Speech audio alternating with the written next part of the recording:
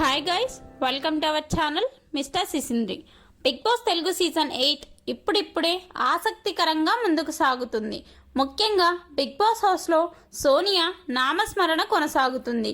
Positive కానీ negative కానీ ఏదైనా కూడా సోనియానే. ఇక ఇదిలా ఉంటే తాజాగా లైవ్లో ఒక అద్భుతమైన సంఘటన చోటు చేసుకుంది. అదేమిటి అంటే బిగ్ బాస్ హౌస్లో ప్రస్తుతం ఫుడ్ టాస్క్ జరుగుతున్న సంగతి తెలిసిందే. ఈ ఫుడ్ టాస్క్లో భాగంగా మొదటి టాస్క్ పిజ్జా మోజ్లో యష్మి క్లాన్ విజయం సాధించింది. దీనితో యష్మి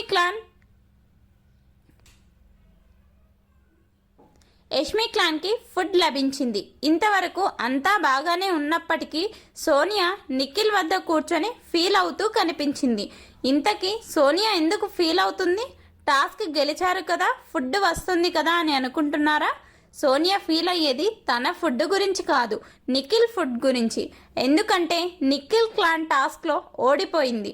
దీనితో ఉదయం నుండి నిఖిల్ ఏమీ తినకుండా ఖాళీ కడుపుతో అలాగే ఉన్నాడు. దీంతో సోనియా నిఖిల్తో మాట్లాడుతూ, నువ్వు ఉదయం నుండి ఏమీ తినలేదు, నాకు చాలా బాధగా ఉంది.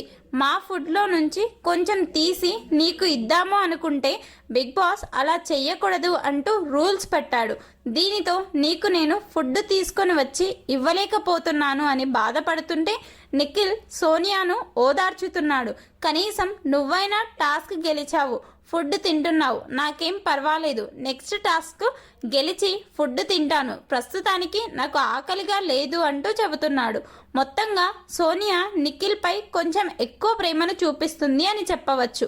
అయితే నిఖిల్ గురించి తన దగ్గర ఒక మాట, పృథ్వీ దగ్గర ఒక మాట మాట్లాడుతుంది. నిఖిల్ పైన ప్రేమ ఇలాగే కొనసాగితే సోనియా నిఖిల్ మధ్య ఏదో ఒక యాంగిల్ ప్రారంభమయ్యే అవకాశం ఉంటుంది.